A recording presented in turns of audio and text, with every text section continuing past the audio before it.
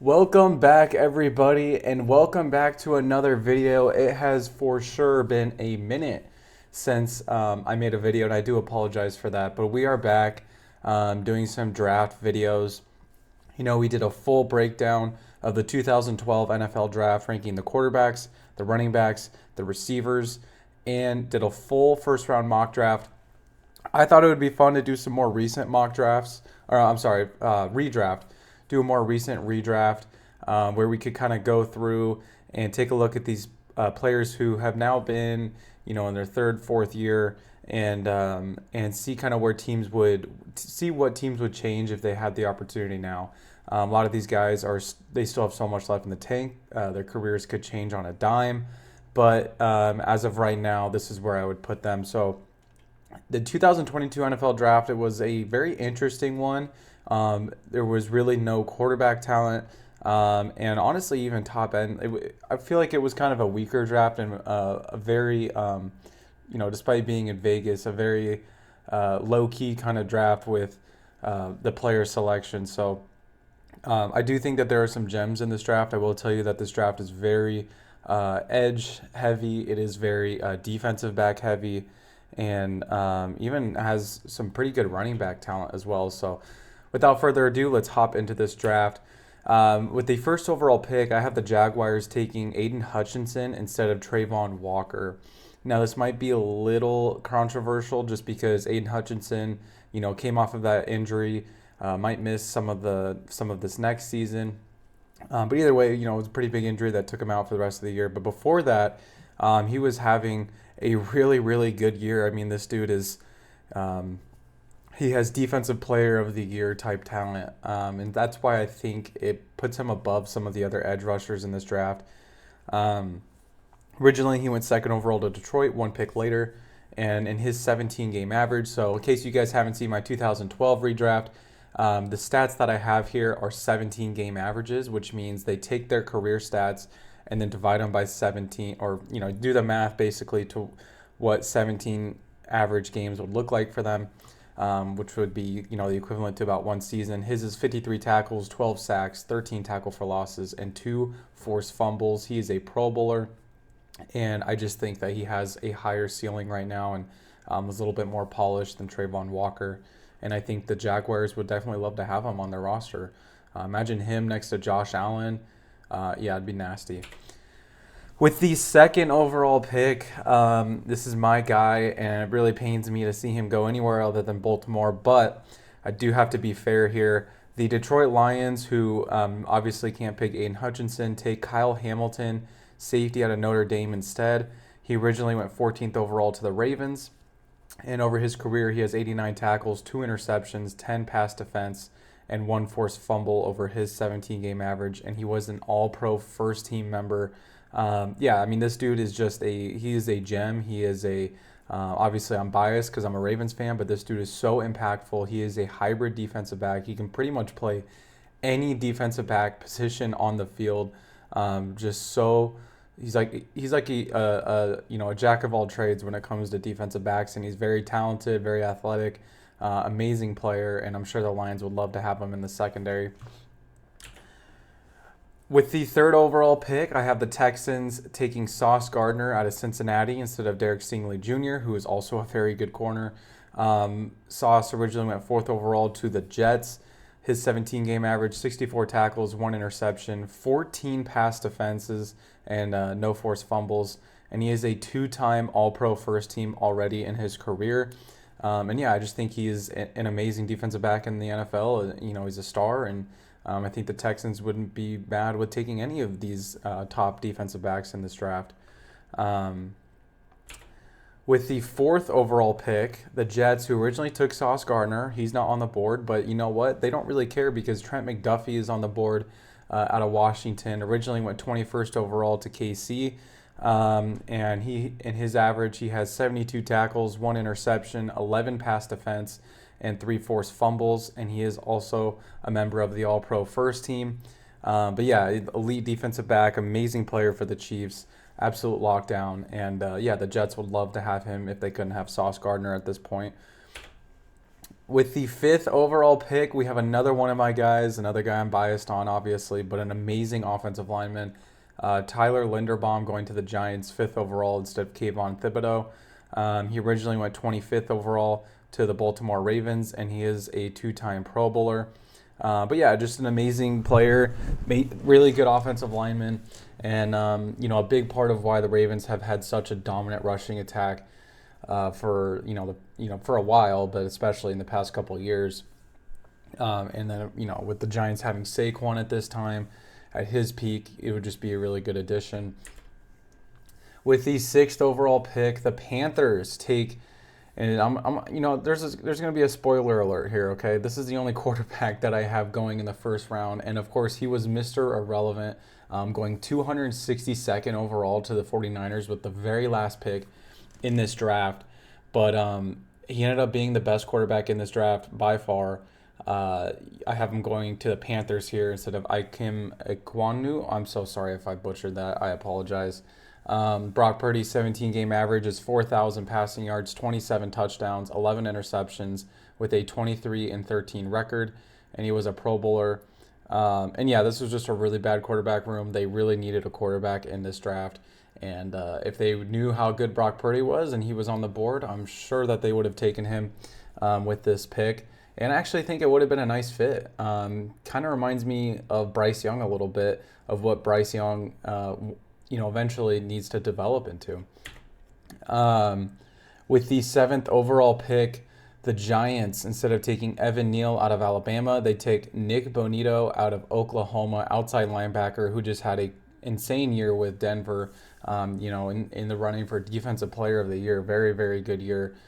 He was drafted in the 64th overall to the Broncos, and in his 17-game average, he has 33 tackles, 11 tackle for losses, 8 sacks, 0 interceptions, 2 pass. I'm assuming I meant to put 2 pass defenses and 1 forced fumble.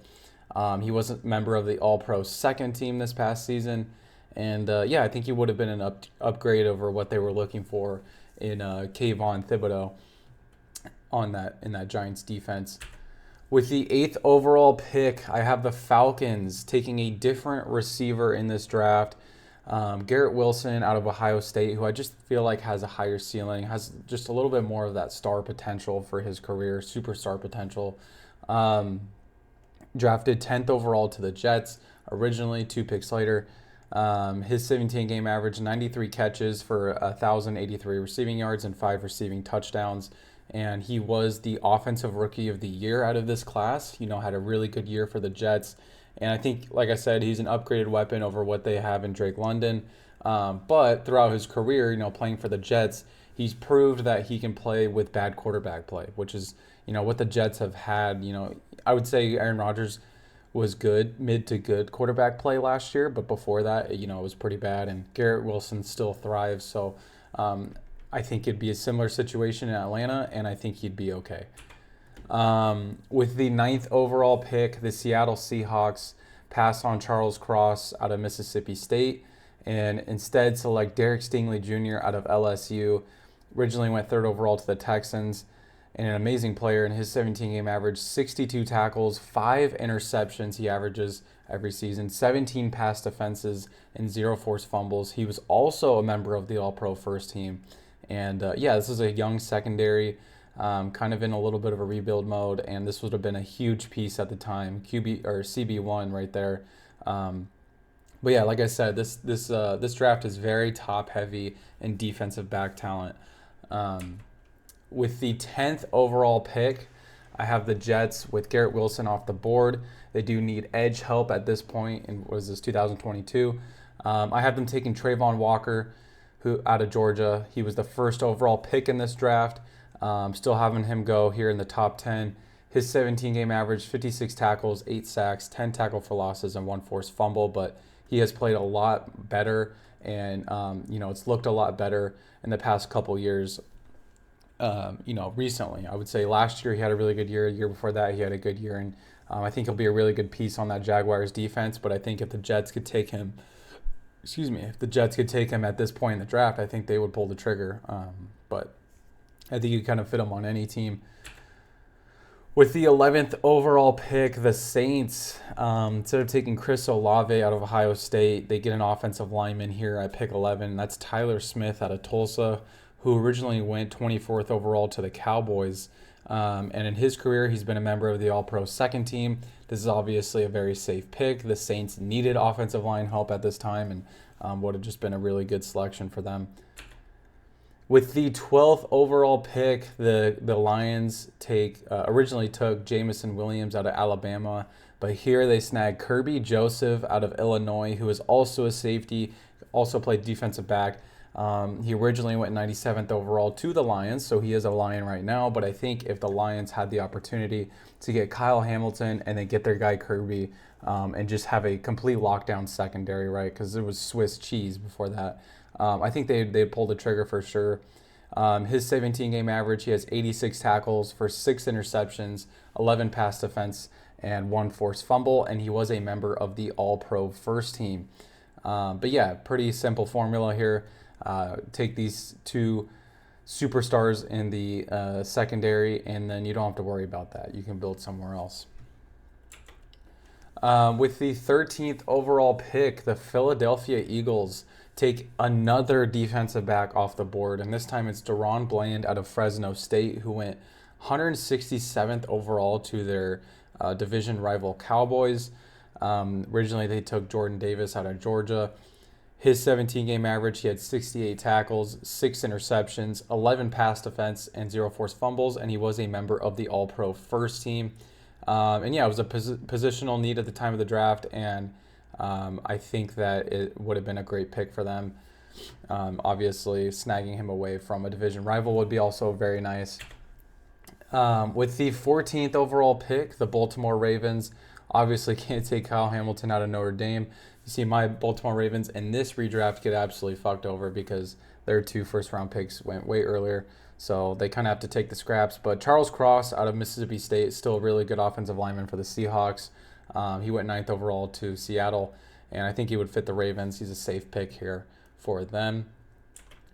With the 15th overall pick, the Houston Texans pass on Kenyon Green out of Texas A&M. Instead, take their receiver Drake London out of USC, who could have been their next wide receiver 1. Originally went 8th overall to the Falcons, so he does drop a little bit, but still a nice 17-game average, over 1,000 receiving yards, 82 catches, and 5 receiving touchdowns. And yeah, it would have been a great weapon, especially if they take C.J. Stroud in the next draft. I think you have a really good combo right there. With the 16th overall pick, the Washington Commanders originally take Jahan Dotson out of Penn State. They are absolutely not doing that. They're going to take Tariq Woolen, another amazing defensive back out of Texas San Antonio. He originally went in the 5th round to the Seattle Seahawks, and in his 17-game average, he's had 57 tackles for 4 interceptions, 15 pass defenses, and 0 forced fumbles. And he was the interception co-leader for one of his 4 seasons of his career. And he would have just been the star of their secondary. Commanders haven't really had a superstar in their secondary, and I think Tariq Woolen could have been that CB1 for them. I think we kind of get out of the defensive backs here. We got some more receivers. But yeah, like I said, this draft absolutely top-heavy in cornerback talent, safety talent. I mean, it's ridiculous. But 17th overall, the Chargers are on the board. And they take George Pickens out of Georgia. Give Justin Herbert that nice young stud. I think it would have been a great connection for them. Originally went 52nd overall to the Pittsburgh Steelers. And here he goes 17th overall in the 1st round. 62 catches, 1,006 receiving yards, and 4 receiving touchdowns for his 17-game average. And that's through pretty bad quarterback play. Imagine if he had Justin Herbert throwing to him. I think this would have been a great pick for them at the time.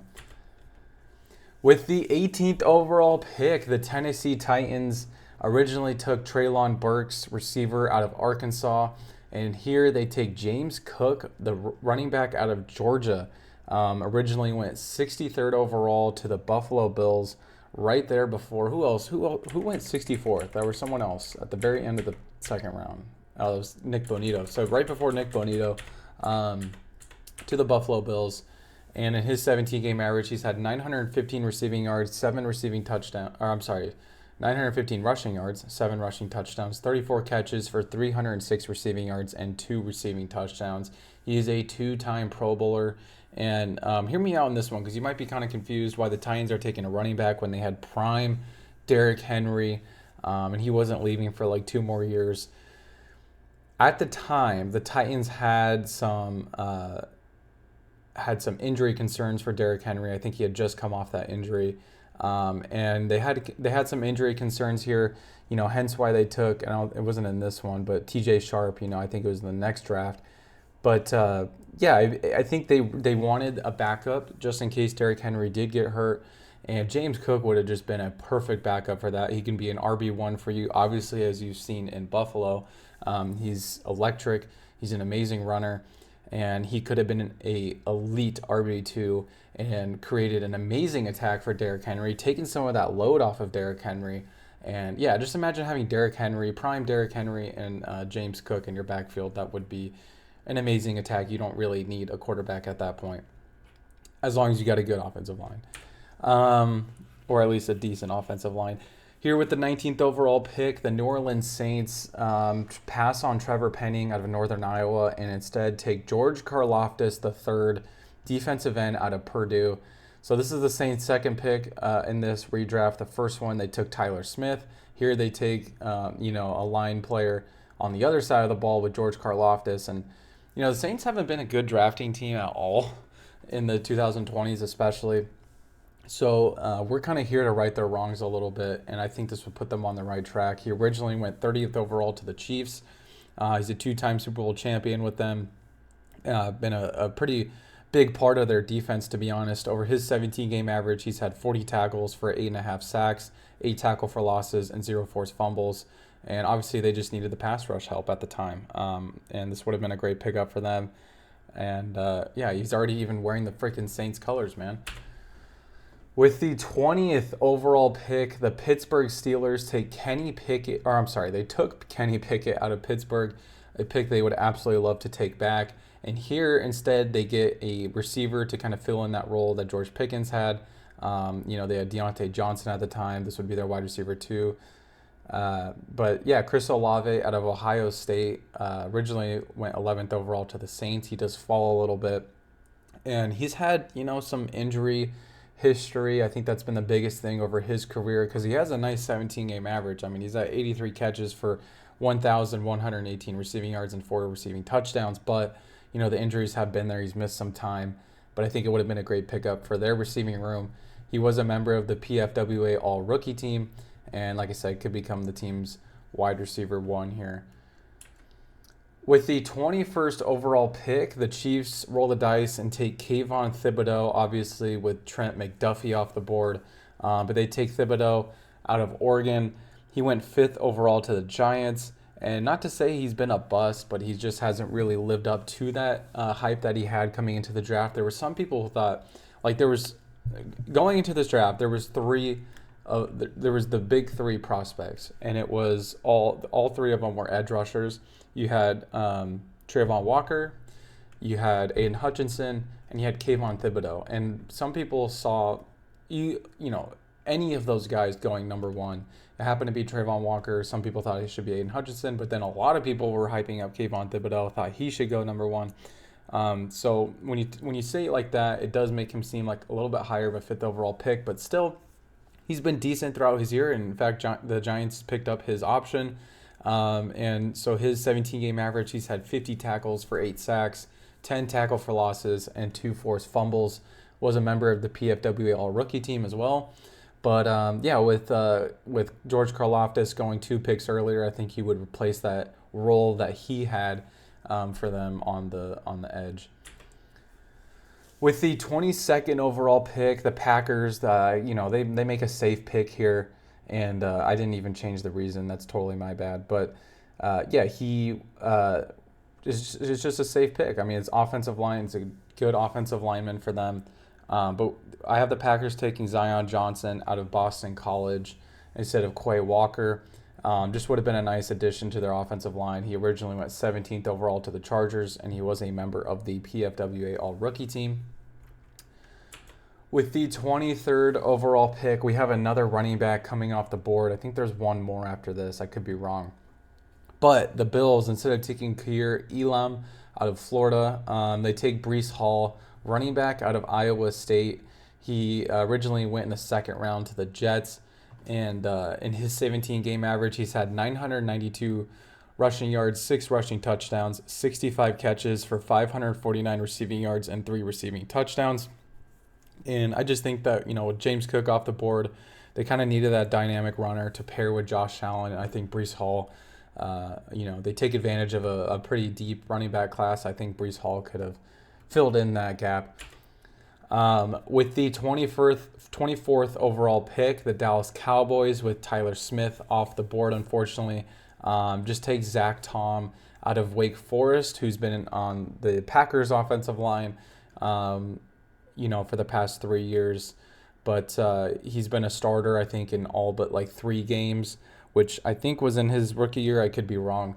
But originally went 140th in the 4th round to the Packers. And once again, this is just a safe pick. They took an offensive lineman originally. That guy's not there anymore, but they take another one. With the 25th overall pick, the Baltimore Ravens, who, like I said, just get absolutely screwed in this draft. They still get a pretty good safety in Jalen Peter out of Baylor, who was originally drafted to the Texans, 37th overall. And in his 17-game average so far, he's had 114 tackles for 2 interceptions, 8 pass defenses, 1 forced fumble, and he was a member of the PFWA All-Rookie team. This secondary was hurting at the time. They obviously went in here and drafted Kyle Hamilton, and they don't get him here, so they take Jalen Peter, who I still think would be a really good addition for them and would have developed well in Baltimore.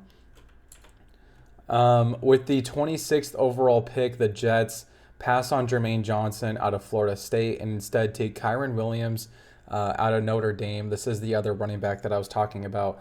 But Kyren Williams has been, probably the best rusher, pure workhorse running back out of the 3 that I mentioned in this redraft.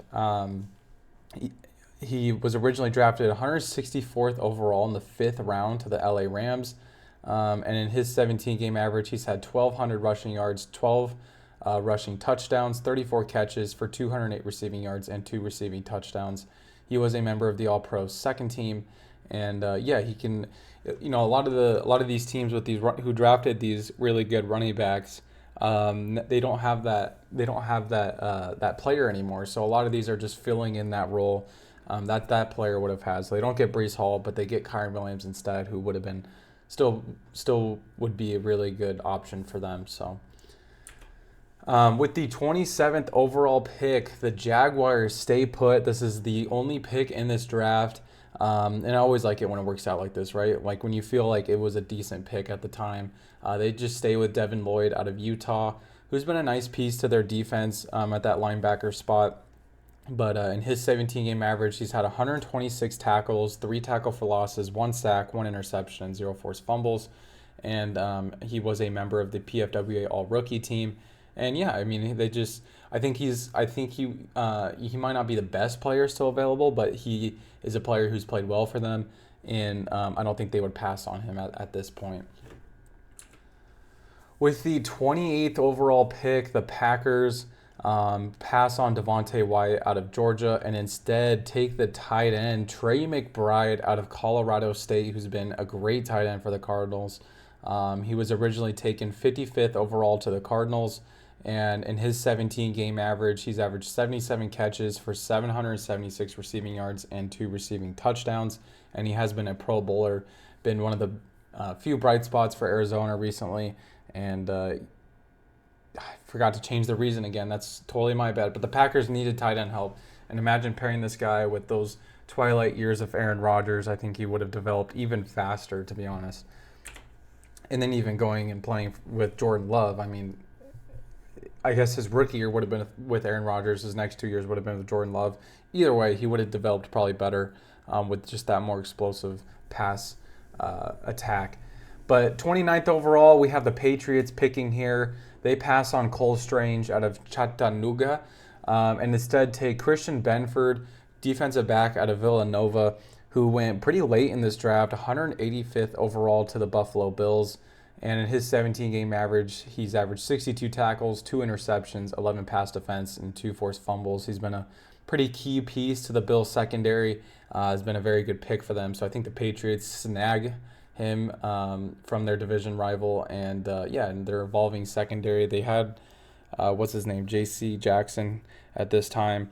Would have been a good corner to pair up with him and start building that young secondary. Then they get Christian Gonzalez the next year. Yeah, it would have been nice. With the 30th overall pick, the Chiefs, who obviously can't take George Karlaftis at this point out of Purdue. This is a fun pick to me, man. They take Jameson Williams out of Alabama, who originally went way earlier, 12th overall to the Lions. He does fall, but he's still in the first round because he still has so much potential in his career. And imagine this dude with Patrick Mahomes. It would have been absolutely ridiculous. But anyways, in his 17-game average, he's had 43 catches, 719 receiving yards, and 5 receiving touchdowns. Just an absolute deep threat for any team that takes him. And Patrick Mahomes would have had a lot of fun with him. Pause. But one thing I didn't know when I was doing this video is I found out that this Jameson Williams is cousins to Kyron Williams, which is so random. But yeah, he is. And so now you know that as well.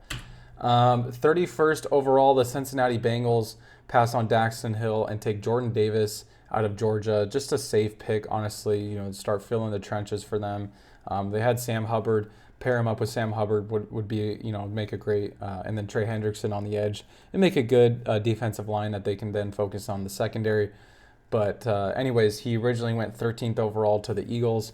And in his 17-game average, he has 33 tackles, 1 sack, 2 tackle for losses, and 0 forced fumbles. And he was a member of the PFWA All-Rookie team. Now we hop into our last pick of the draft. It was the Minnesota Vikings. And without TJ Hawkinson, they take Jake Ferguson out of Wisconsin, tight end who went 129th overall to the Dallas Cowboys. He's been just a safety blanket for Dak Prescott, been a safety blanket for the Cowboys in general. Throughout his career, he's averaged 54 catches, 517 receiving yards, and 3 receiving touchdowns, and he actually was a Pro Bowler as well. So yeah, with Kirk Cousins and the air raid that they had with, Justin Jefferson, and then eventually Jordan Addison, or they did have Adam Thielen, and then eventually Jordan Addison. Then they get their guy, Jake Ferguson. I think it would be a pretty good receiving core. It wouldn't be as good as getting Hawkinson, but maybe at this point they don't need to trade for Hawkinson. But yeah, guys, let me know what you guys think, about this redraft. Who would you have going higher? Who would you have going lower? Who were some of your favorite players from this draft? And how do you think we're going to see this draft evolve? Is Trayvon Walker going to become the best prospect that we thought he was going to be, or that the Jaguars thought he was going to be? Is Aiden Hutchinson going to recover? Are these defensive backs going to stay at this elite level? And just let me know in the comments your guys' thought on this draft. I'll probably come back to you guys with another redraft. Maybe I'll do the next year, 2023, 2024, and so on. Or not and so on, but in that order. Let me know what you guys think. But I appreciate all the support. Please subscribe if you guys like the video. If you guys like this type of content, leave a like. And I will see you guys in the next one later.